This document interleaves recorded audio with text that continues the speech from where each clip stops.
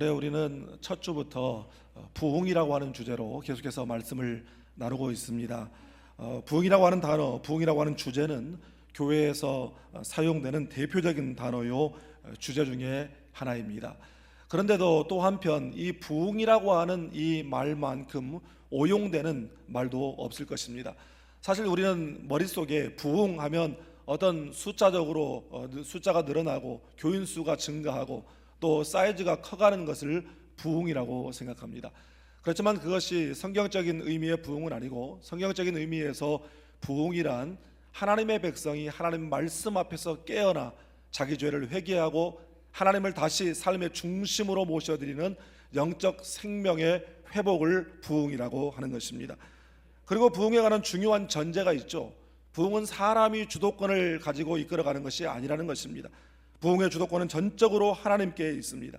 그러니까 부흥은 우리가 열심히 노력해서 성취하는 것도 아니고, 이제부터 부흥하자고 막 소리 지르고 또 방언을 하고 어떤 흥분된 분위기를 만든다고 해서 부흥이 오는 것이 아니라, 부흥은 우리가 우리의 죄를 깨닫고 회개하고 하나님을 우리의 인생의 주인으로 인정할 때, 다시 말해서 하나님을 우리의 삶에 하나님 중심성이 회복될 때 하나님께서 허락하시는 것인 줄 믿습니다.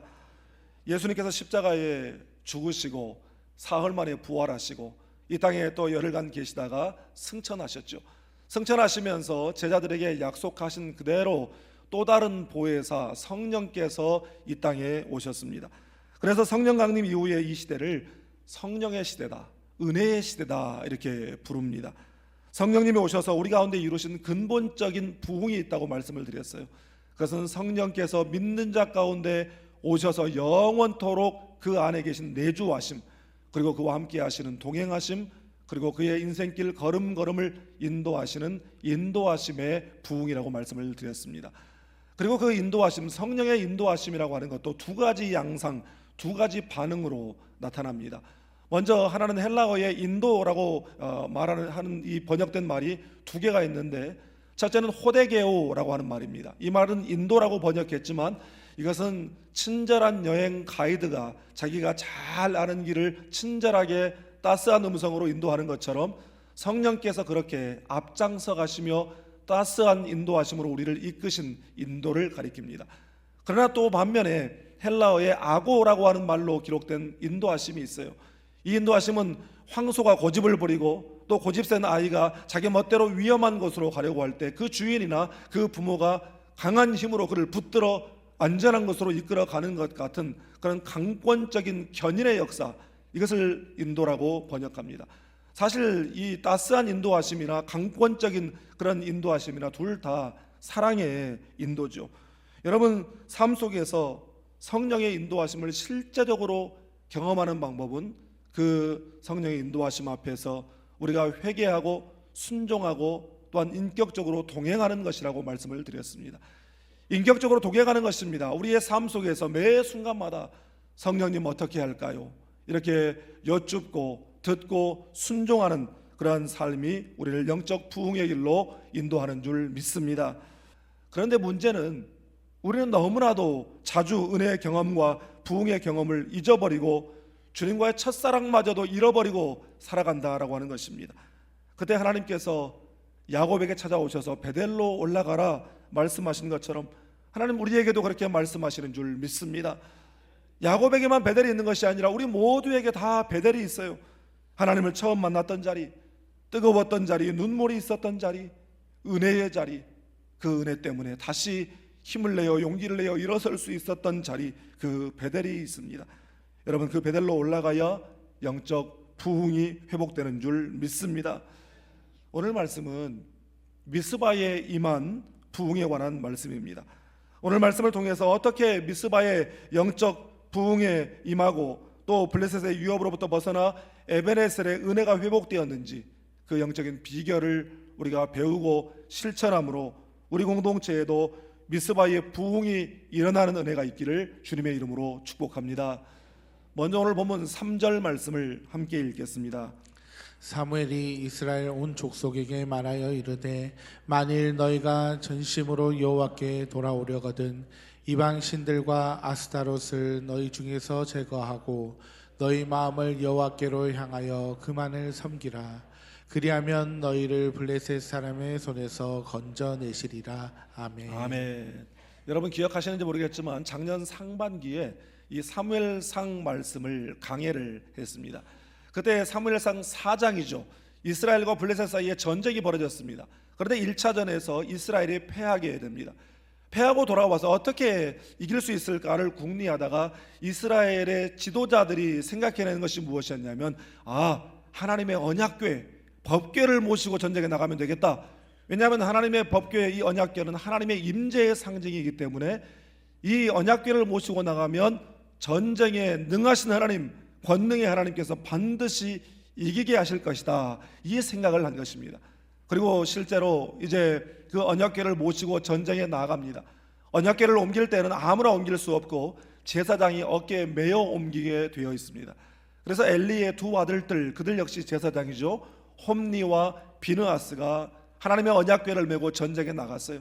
그리고 다시 싸웁니다. 그런데 어찌게 된 영문인지 그 언약궤를 메고 가는 것이 아무런 효험이 없었어요. 아무런 능력도 나타나지 않고 오히려 대패하여 이스라엘 군대 3만 명이 죽고 하나님의 언약궤는 빼앗겨 버리고 그 언약궤를 짊어지고 나갔던 제사장 홈니와 비느하스마저 거기서 전사를 하고 말았습니다. 이제 나이가 든 제사장 엘리는 그 성막 앞에서 이제나 저제나 전쟁의 결과가 어떠한지 소식이 올까 기다리고 있는데 그 소식들이 들려왔습니다. 하나님의 언약궤를 빼앗겨 버렸고 자기의 두 아들들은 둘 다 전사해 버렸다라고 하는 소식을 듣고 너무 충격을 받았어요. 쇼크를 받고 그가 비대한 가운데 의자에 앉아있다가 뒤로 넘어져 목이 부러져 죽는, 그야말로 참 참담한 일이 벌어졌습니다. 그런데 그때에 이 엘리의 며느리이자 비느하스의 아내가 임신하여 출산할 때가 되었습니다. 그런데 그 상황 가운데 그 모든 되어진 일들에 대한 소식을 듣게 되죠. 남편도 죽고 하나님의 언약궤도 빼앗겨 버리고 또 시아버지마저도 그렇게 비명 행사했다라고 하는 이야기를 듣고 또 충격을 받고 죽어가면서 애를 낳아요. 그러면서 애가 태어나는 그 순간 이카봇이라고 외칩니다. 하나님의 영광이 떠나버렸다. 그리고 숨을 거둡니다. 내 인생에서 하나님의 영광이 떠나버렸다. 우리 가문에서 하나님의 영광이 떠나버렸다. 우리 민족 이스라엘에게서 하나님의 영광이 떠나버렸다. 그렇게 애통의 고백을 한 것입니다. 이처럼 제사장 엘리가 죽고 그 뒤를 이어서 이 제사 업무를 보아야 할 두 아들들도 다 죽고 아무도 없는 그 상황 가운데 일찍이 실로의 성막에서 엘리로부터 제사장 훈련을 받은 아이가 있어요. 사무엘이죠. 그 사무엘이 제사장 업무를 이어받았습니다. 하나님께서 이 사무엘을 이스라엘 가운데 지도자로 삼으셨다라고 성경은 말씀하고 있습니다. 여러분, 그런데 이 사무엘이 이 민족의 지도자가 되어, 특별히 영적 지도자가 되어서 가장 먼저 한 일이 무엇이었냐면 그것은 바로 민족 회개 운동이었고 미스바 기도 운동이었습니다. 하나님께서 자신을 이 이스라엘 민족의 영적 지도자로 세워주셨는데 가장 먼저 해야 될 일이 무엇인가 생각했을 때에 자기 민족이 영적으로 또한 현실적으로 회복되는 첫걸음은 바로 거국적인 회개 운동에 있다라고 하는 사실을 그가 깨달았던 것입니다. 본문 3절 말씀에서 특징적인 표현이 나오죠. 돌아오려거든, 그리고 제거하고, 이 말입니다. 돌아오려거든, 하나님께 돌아오려거든. 지금까지 하나님의 말씀에 불순종하고 우상 숭배함으로 하나님으로부터 등을 돌리고 멀리 떠나 있었는데 하나님께로 돌아오려거든, 다시 말해서 그들의 신앙이 회복되려거든 제거하는 것이 우선시 되어야 된다라는 것입니다. 여러분, 이 말 속에 우리의 회복을 위한 첫 스텝이 들어 있습니다. 바로 회개죠. 이사야 선지자는 이사야 59장 2절에서 이렇게 말씀합니다. 우리 함께 읽겠습니다. 오직 너희 죄악이 너희와 너희 하나님 사이를 갈라놓았고 너희 죄가 그의 얼굴을 가리어서 너희에게서 듣지 않으시게 함이니라. 아멘. 여러분, 우리 속에 숨은 죄가 남아있는 한 아무리 우리가 하나님 앞에 부르짖고 애써 기도해도 하나님이 듣지 않는다라는 것이에요. 그 기도 아무리 우리가 크게 하고 오래 해도 응답받지 못한다라는 것입니다. 그렇게 우리의 죄를 품은 채 아무리 기도해도 우리가 영적으로, 현실적으로, 상황적으로 달라지는 것은 아무것도 없다라는 말씀입니다. 여러분, 1907년 평양 대부흥운동을 아실 거예요. 이 평양 대부흥운동은 평양의 장대현 교회에서 시작된 부흥운동이었습니다. 그날 그해 1월 14일에 미국 북장로교 파송 선교사인 그레암 리 선교사가 설교를 하고, 그날이 월요일 저녁이었어요. 설교를 하고 난 다음에 설교를 마치고 여러분들 가운데 한 분이 기도해 주시고 마치겠습니다 그랬습니다. 평소 같으면 그 가운데 눈치껏 한 사람이 일어나서 기도하고 예배를 마칠 텐데, 그날은 여기저기서 사람들이 일어나기 시작했어요. 그 예배당 안에 한 30-40명 정도가 일어섰습니다. 난감해진 그레암 리 선교사님이 그럼 우리 함께 기도하고 마칩시다 그랬습니다. 그러자 거기에 서 있는 사람들뿐만 아니라 앉아 있는 사람들까지 다 소리내어 기도하기 시작했습니다. 놀랍게도 그 순간 성령께서 불같이 바람같이 폭포수와 같이 그 자리에 임했어요. 그래서 그 자리에 있는 사람들이 통성으로 하나님 앞에 기도하기 시작했습니다. 얼마나 기도했을까요? 한참 기도하고 난 다음에 그 교회의 대표격인 길선주 장로님이 자리에서 일어났습니다. 그리고 이렇게 말하는 겁니다. 나는 아간과 같은 자이올시다. 나 때문에 하나님께서 우리 교회를 축복하실 수가 없는 것입니다. 그러면서 차마 믿지 못할 그러한 고백들을 쏟아내기 시작했습니다. 길선주 장로님의 그 자백과 회개 앞에서 여기저기서 나도 그렇습니다, 나도 나쁜 놈입니다 하고 일어서서 자기의 죄를 자백하기 시작합니다. 그러다가 그 공동체 안에서 눈물의 회개가 터지기 시작했어요. 가슴을 치며 통해 자복하는 가운데 새벽 2시까지 그 기도가 끝나지 않고 이어졌습니다. 선교사님이 이제 그만하고 집으로 돌아가라고 다 돌려보냈어요. 집으로 돌아간 성도들이 잠을 자려고 들어 누웠는데 잠이 오질 않아요. 자기의 죄 때문에 견딜 수가 없는 것이에요. 그래서 뒤척이다가 마치 약속이라도 한 듯이 새벽 4시쯤 사람들이 다시금 교회 앞마당으로 모여들기 시작했습니다. 교회 앞마당이 웅성웅성대는 소리를 듣고 선교사님이 나가보았더니 성도들이 다 와 있는 거예요. 예배당 문을 열어주었습니다.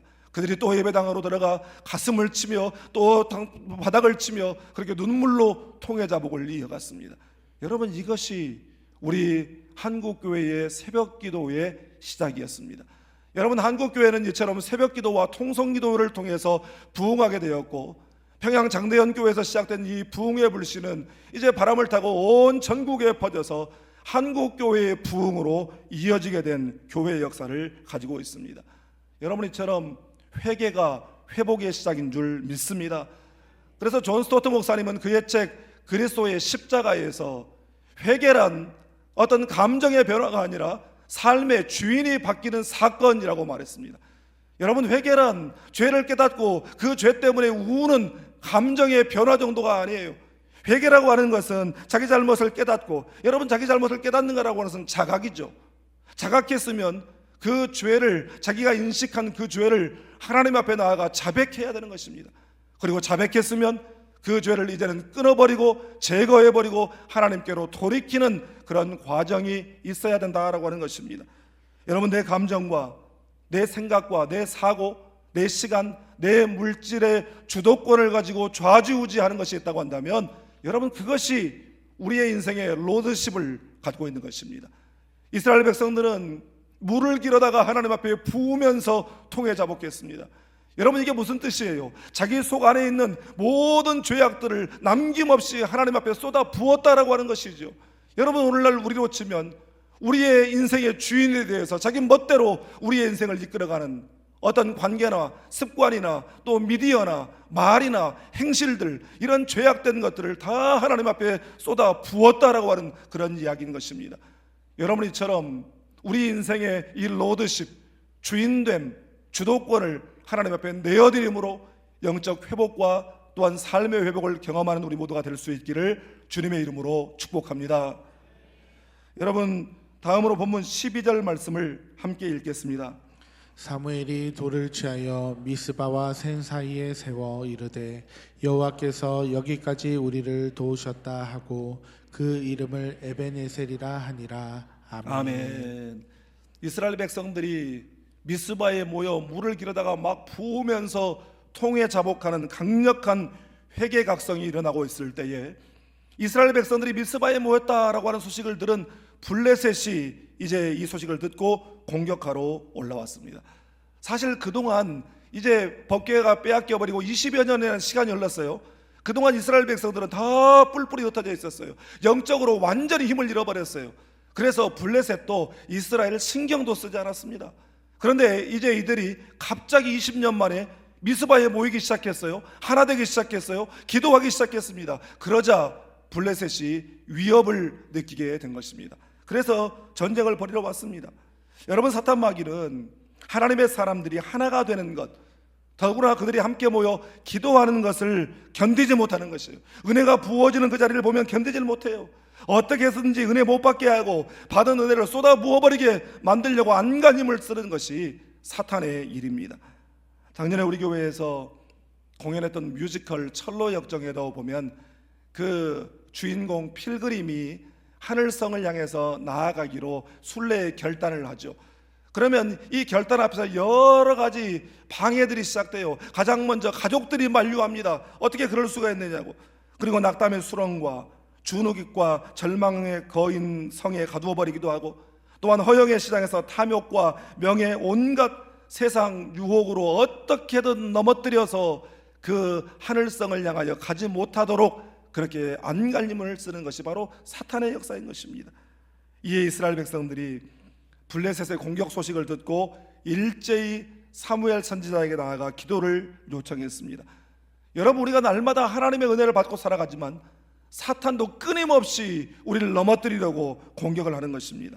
그런 우리에게 필요한 것은 그 시험과 유혹이 밀려올 때마다 하나님 앞에 나아가 하나님께 도움을 청하는 것입니다.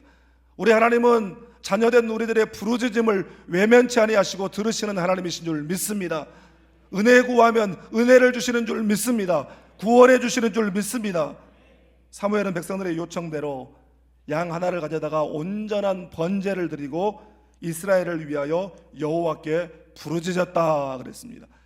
사무엘이 번제를 드릴 때에, 번제라고 하는 게 뭡니까? 예배죠.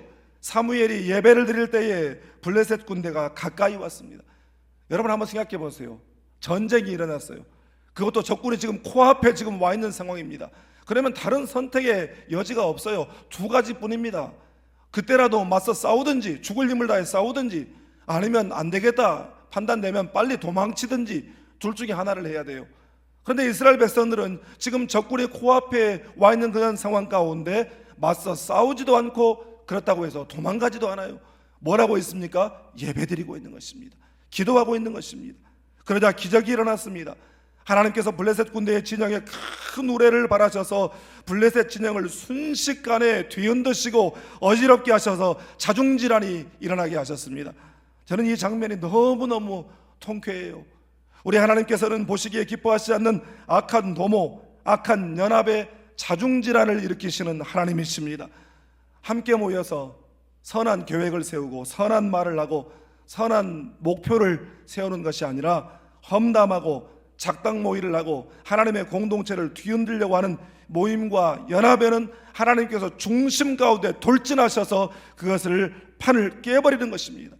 블레셋은 기세등등하게 쳐들어왔다가 요새 우리 젊은 사람들 말 표현대로 깜놀, 이 멘붕이 와가지고 걸음아 나 살려라 하고 도망치기 시작했습니다. 이에 이스라엘 군대가 추격하여 그들을 다 무찔렀습니다. 여러분, 이것은 이스라엘 군대가 싸운 것이 아니라 하나님이 친히 싸워주신 것이고, 이스라엘 군대의 승리가 아니라 하나님의 승리인 줄 믿습니다. 사방에서 공격해와 도저히 내 힘으로 감당할 수 없을 때에, 여러분, 사실 우리의 능력 밖의 상황, 그 환경에서 우리가 뭘 할 수 있습니까? 그러나 사방이 다 막혀도 하늘문이 열려 있음을 믿으시기를 바랍니다. 하나님께서 은혜를 구할 수 있기를 바랍니다. 하나님의 도우심과 하나님의 승리, 하나님의 구원을 기념하기 위하여 그 자리에 돌비를 세웠어요. 기념비를 세웠어요. 그리고 그 기념비를 에베네셀이라 하니라. 여러분, 공교롭게도 아까 말씀드렸던 사무엘상 4장에 이스라엘 백성들이 20년 전에 블레셋과 싸우다가 하나님의 언약궤마저 빼앗겨버리고 그야말로 참패를 당했던 그 자리가 바로 에베네셀이었습니다. 그래서 20여 년 동안 이스라엘 백성들에게 있어서 이 에베네셀이라고 하는 이름은, 그 이름의 뜻은 하나님이 여기까지 우리를 도우셨다라고 하는 너무나 좋은 뜻을 가지고 있는데, 그 이름은 굴욕의 이름이었고 수치의 이름이었습니다. 그러나 이제 에베네셀은 수치의 이름이 아니라 하나님께서 그들의 중심에서 그들을 위하여 싸우시고 도우시고 승리케 하셨다라고 하는 은혜의 회복의 징표가 된 줄 믿습니다. 은혜가 회복됨으로 영적 회복을 경험하며 살아가는 우리 모두가 다 될 수 있기를 주님의 이름으로 축복합니다. 제가 지난 주간에 참 재미있고도 의미 있는 글 하나를 읽었습니다. 히포크라테스가 서양 의학의 아버지라면 동양 의술의 원조는 편작이라고 하는 사람이라고 합니다. 사마천의 중국 역사서인 사기에 보면 편작을 죽은 사람도 살려낸다는 주나라의 명의라고 기록이 되어 있습니다. 편작은 삼형제 중 막내였는데 그 위로 두 형들도 편작과 같이 의원이었다고 합니다. 그런데 그 형들은 의술이 별로 그렇게 소문이 나지 않았고 편작만 그야말로 아주 유명한, 그래서 명의로, 더 나아가 신의로 불릴 만큼 그렇게 의술이 뛰어난 사람으로 평가받았습니다. 그래서 어느 날 위나라 문왕이 이 편작을 불러 물었습니다. 그대의 삼형제 모두 의원이라고 들었는데 그중 누가 제일 으뜸인가? 예, 큰형이 으뜸이고 그 다음은 둘째, 제가 제일 처집니다. 아니 그런데 왜 그대가 가장 유명한가? 이에 편작이 조용히 이렇게 설명했습니다. 제 큰형님은 환자의 얼굴빛만 봐도 무슨 병이 생길지를 미리 알아 처방하여 예방합니다. 그렇기 때문에 환자들이 아파 본 일이 없기 때문에 형의 그 의술이 대단치 않다고 생각해서 사람들에게 알려져 있지 않습니다. 그 다음에 제 작은 형님은 환자의 증세가 미미하게 나타났을 때 그 병을 금방 알아채고는 거기에 맞는 방법으로 치료합니다. 그래서 환자들이 고맙게는 생각하나 누구라도 고칠 수 있는 병이겠거니 생각하여 높이 평가해 주지 않습니다. 그런 반면 저는 병이 커지고 환자가 아주 큰 고통을 느끼고 죽을 지경이 된 다음에야 알아차립니다. 그래서 침을 놓고 피를 뽑고 큰 수술을 하여 치료하는 것을 보고 제 의술이 뛰어나다고 생각하고 매우 고마워하며 소문을 내고 있는 것입니다. 저는 이 이야기를 읽으면서 하나의 영적 통찰력이 생겼습니다.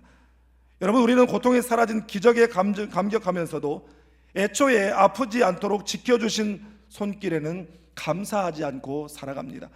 우리의 신앙도 마찬가지죠.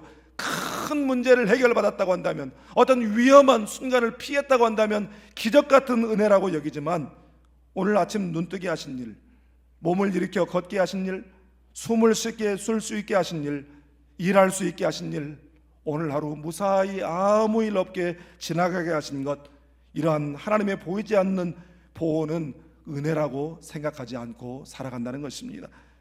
여러분, 우리의 평범한 일상이야말로 하나님이 미리 앞서가셔서 우리를 보호하셨기 때문에 우리에게 주어지는 일상의 은혜인 줄 믿습니다.